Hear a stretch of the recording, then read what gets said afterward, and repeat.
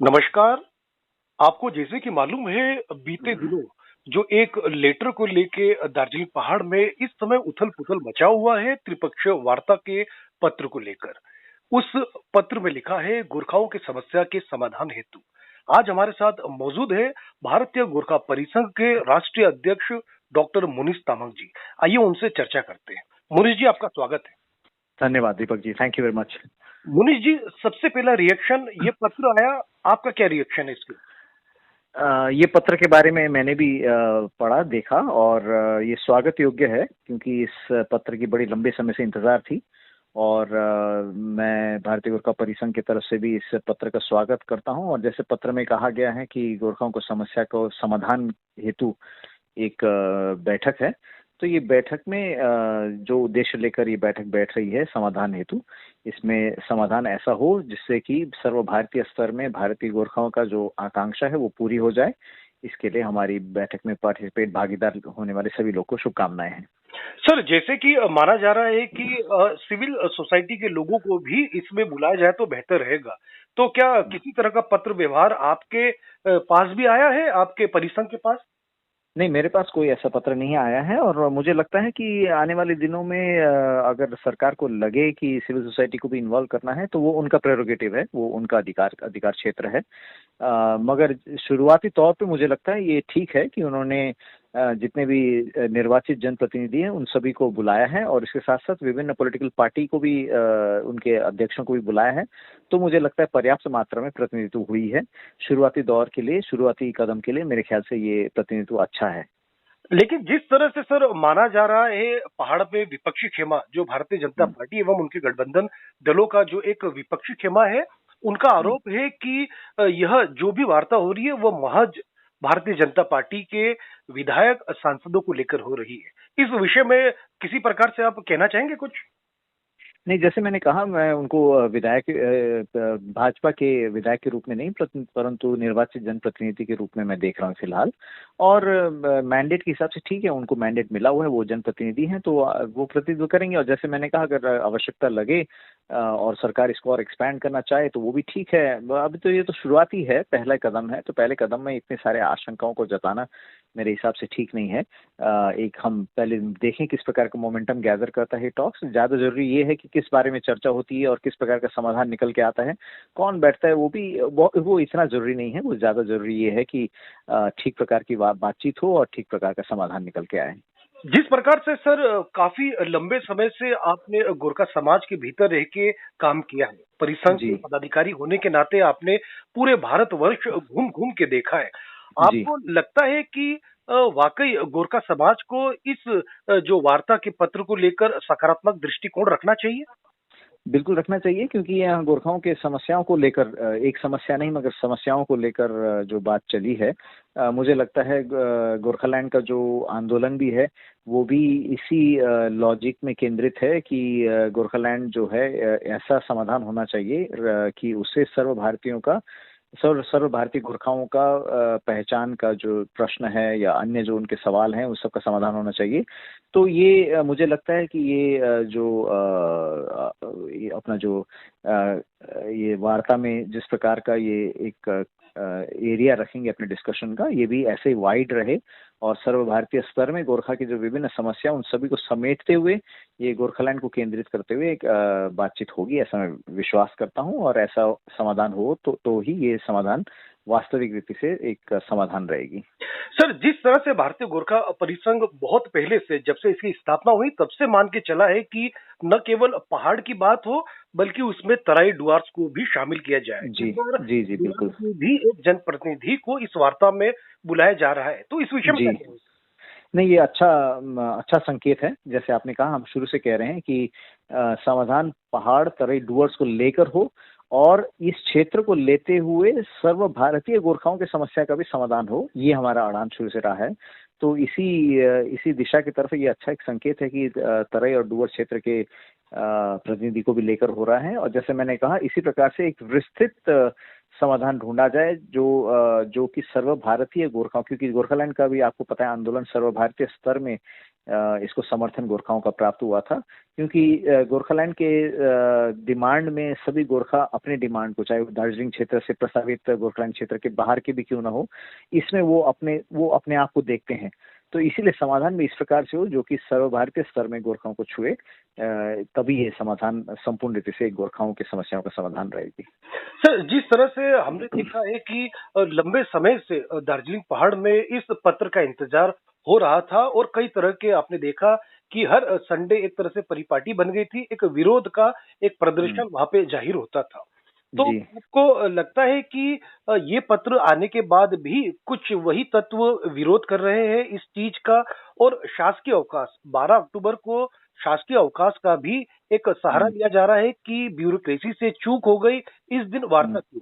तो क्या सर, वार्ता शासकीय अवकाश के दिन रखना वाकई गलत है? क्या भारतीय जनता पार्टी झूठ बोल रही है?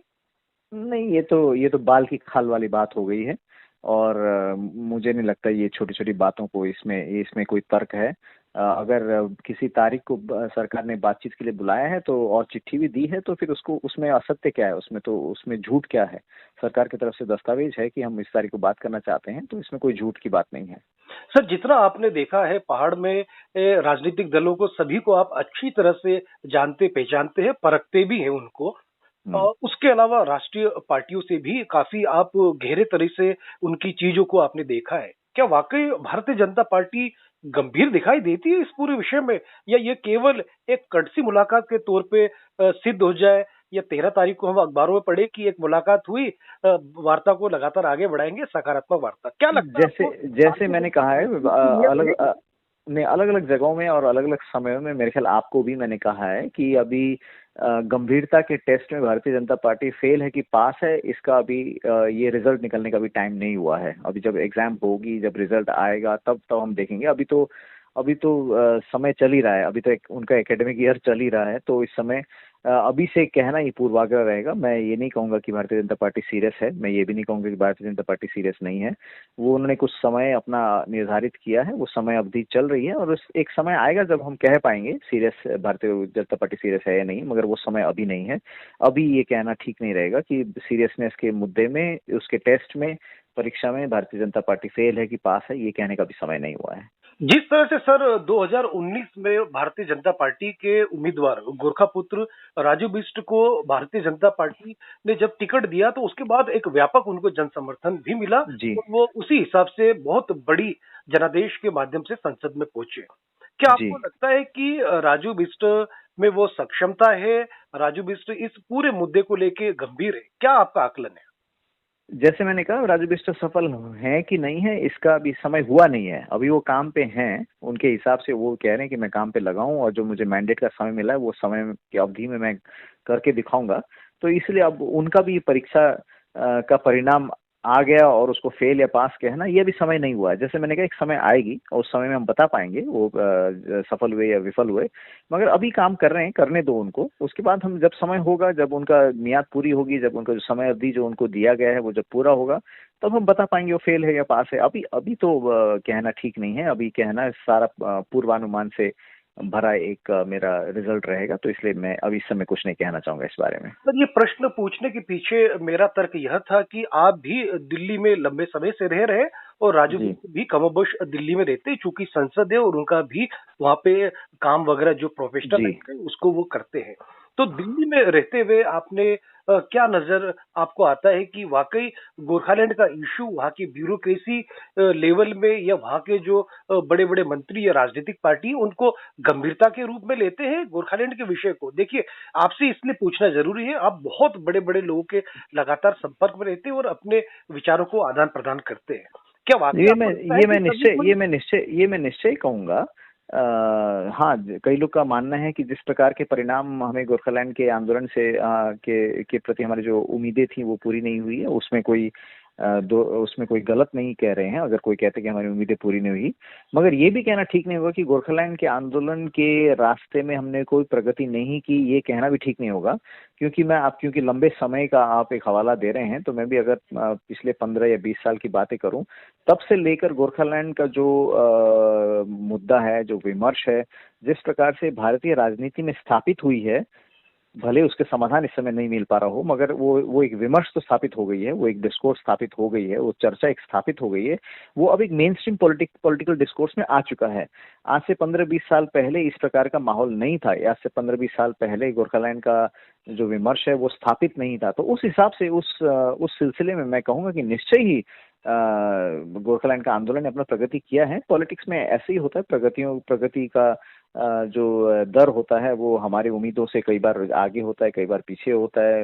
हमारे जनाकांक्षा की जो हमारी उम्मीदों की दर होती है उसमें और पॉलिटिकल डेवलपमेंट में फर्क हो सकता है। मगर मैं निश्चय कहूंगा कि जहां तक गोरखालैंड का मुद्दा है वो इस समय इंडियन मेन स्ट्रीम पॉलिटिक्स में वेल एस्टेब्लिश्ड है। हाँ, उसका समाधान कैसे होना है उस विषय में अभी समरूपता नहीं आई है, उसमें कंसेंसस बिल्ड नहीं हुआ है। मगर इसको सॉल्व करना है ये तो हर पॉलिटिकल पार्टी के इस समय मुद्दे में है। तो मैं ये नहीं कहूंगा कि गोरखालैंड का मुद्दा ने बिल्कुल आगे बढ़ा नहीं है या कोई पीछे ही छूट गया, ऐसा तो मैं नहीं कहूंगा। जिस तरह से सर आपने चर्चा के शुरुआत में कहा कि जनप्रतिनिधियों को बुलाना इसमें जरूरी भी था, क्योंकि संकल्प पत्र में उल्लेखित टीपीएस उन्हीं का एक जी आदर्श वाक्य था जो जनता के जी साथ उन्होंने वादे के रूप में लेके आए थे।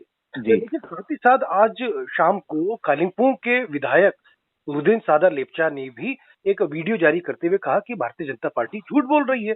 अगर हाँ जनप्रतिनिधियों को ही बुलाना था तो वह भी तो कालिम्पोंग के जनताओं का जनादेश लेके आए हैं। इस विषय में हम्म अगर आप कुछ कहना चाहें।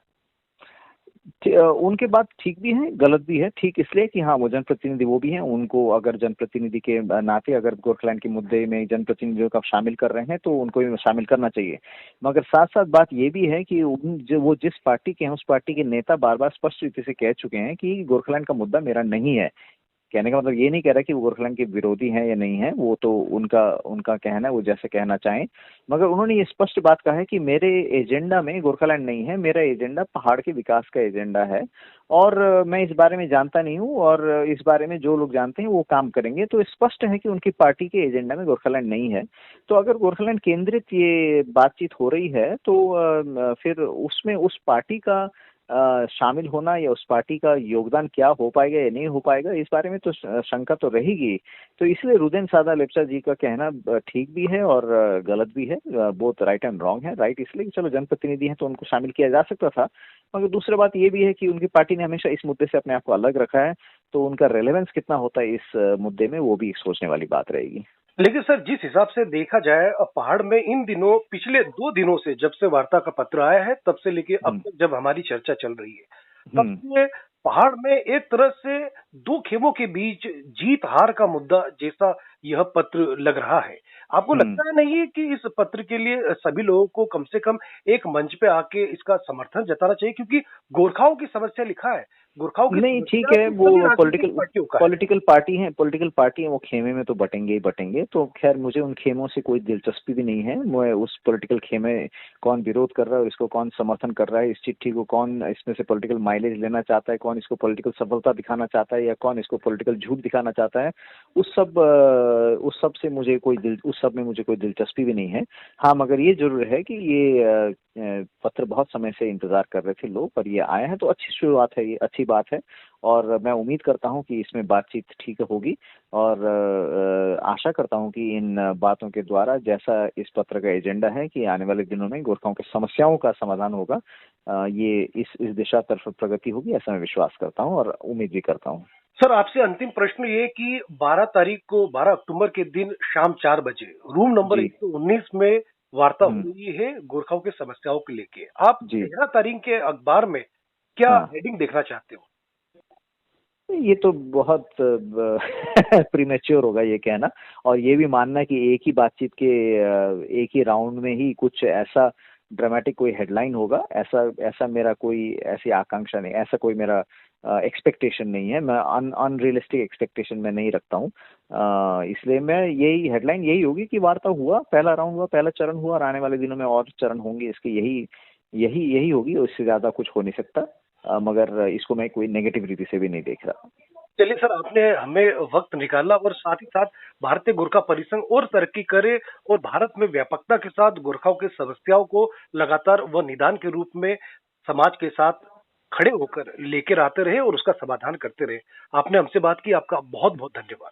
धन्यवाद। Thank you Deepak ji.